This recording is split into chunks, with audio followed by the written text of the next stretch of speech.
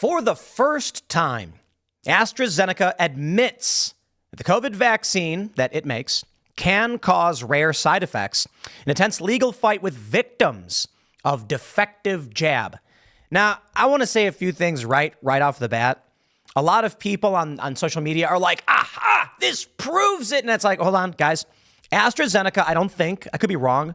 I don't know if it was ever available in the U.S. Let me triple check, because I did.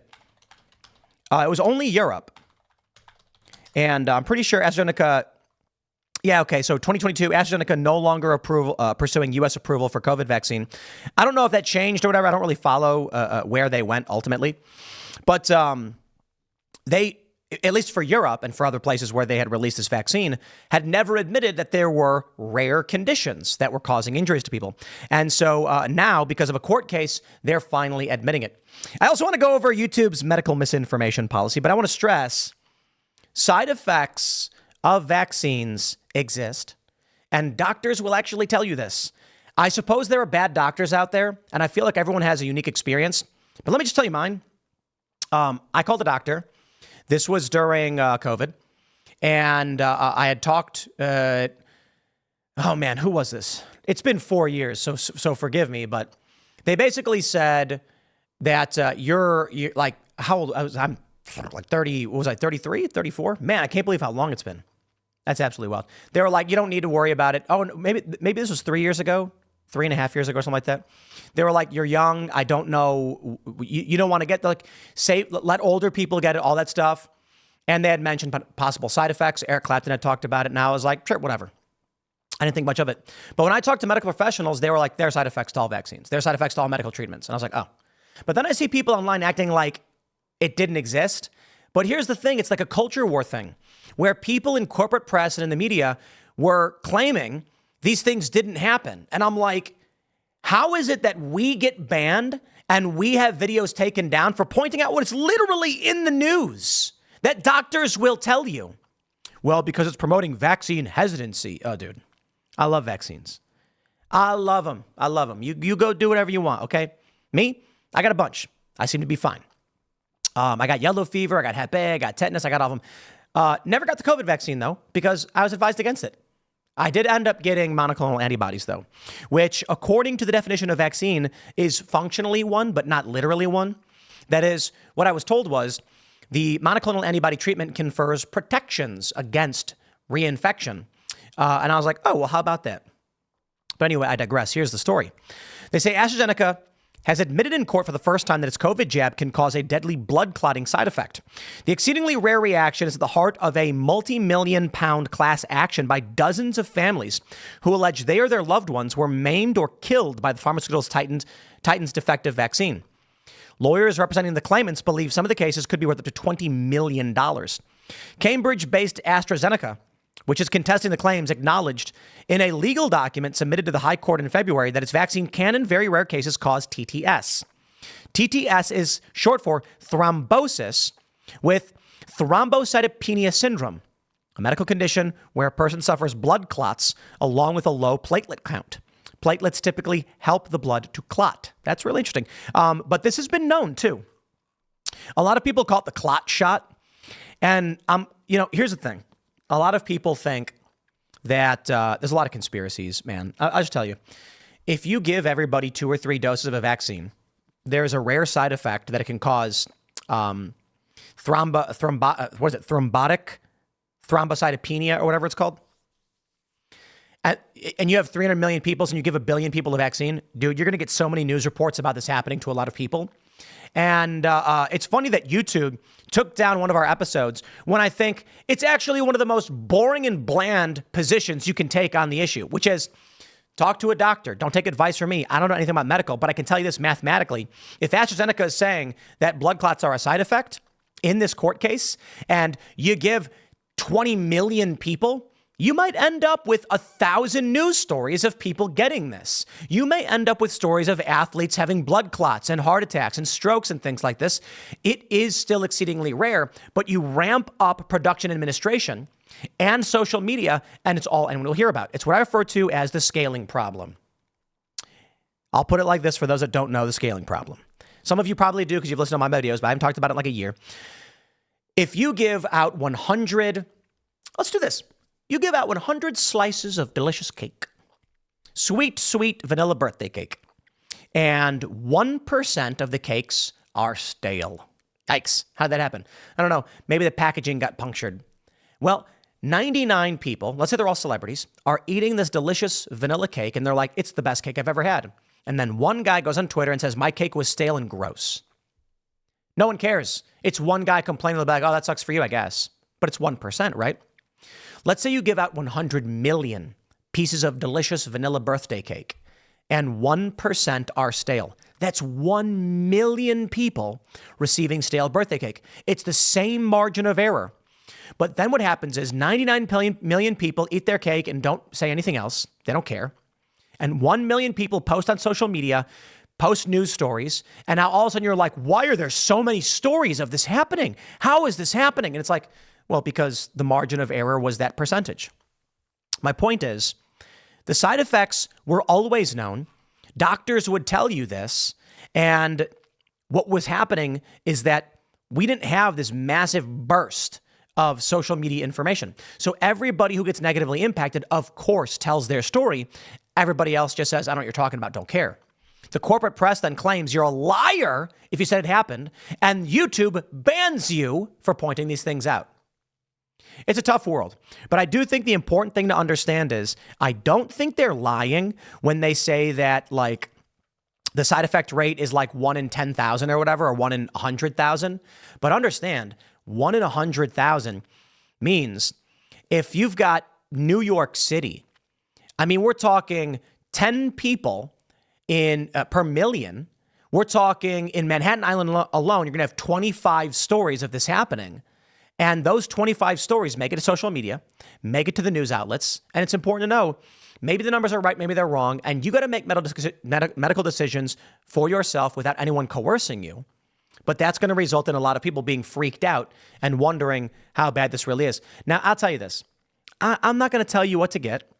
I'm kind of with Trump on this one. And it really does frustrate me with like a lot of libertarians are like, it's Trump's fault. And I'm like, I'm going to pause for a second and just say this. Donald Trump funding medical research during a pandemic, good thing. Donald Trump trying to get a medical treatment to as many people as possible, good thing. Mandates, bad thing. If Donald Trump says, look, let's say there's like an airborne Ebola and everyone's dying and they're like, we're going to try and make a cure as quickly as possible. The cure could have high side effect rates. Your choice.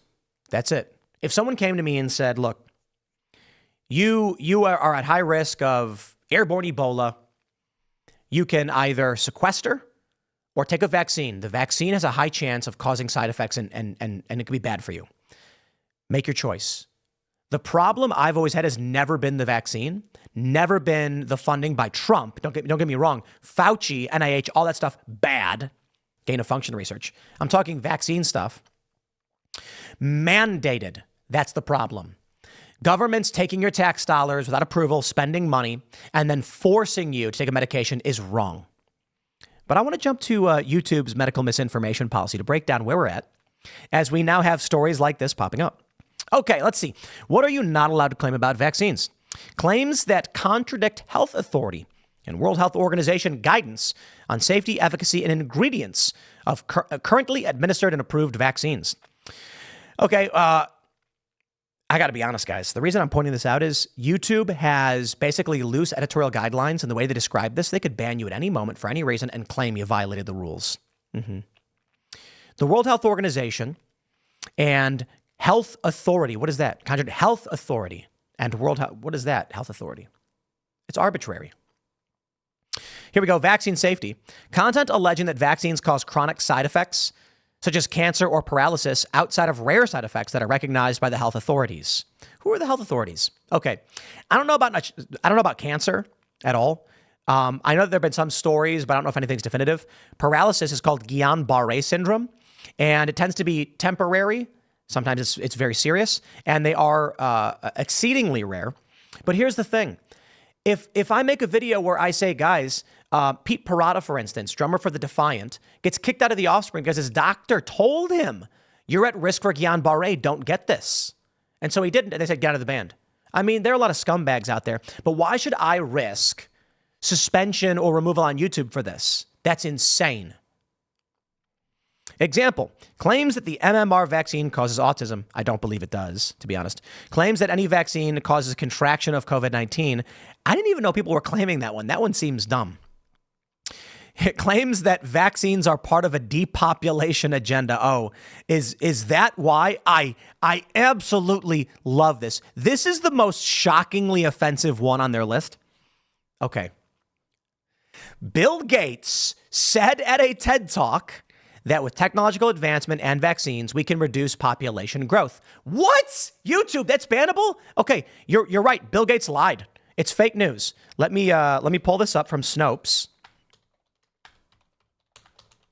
and we'll give you the full context. Let's see. Bill Gates' quote about vaccines and population growth has been taken out of context again. Okay, YouTube, I'll give you the context. All right. A comment from I should zoom in on this one. A comment from Bill Gates about vaccines and population growth has again been taken into context. On social media, one post asked, "You're telling me the same guy said we can lower the amount of people on Earth with vaccines is now making a vaccine and the people can't wait to get injected with it?" Yeah, see, that is out of context. Fair point.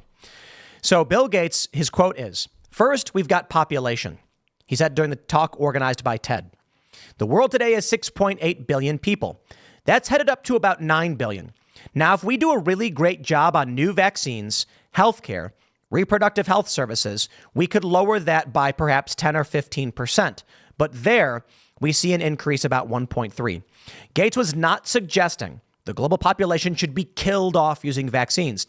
He's instead saying that improving public health using vaccinations can reduce unsustainable population growth in the future, and with it, lower carbon emissions." Let's pause for a second. I agree with their assessment on what Bill Gates was saying.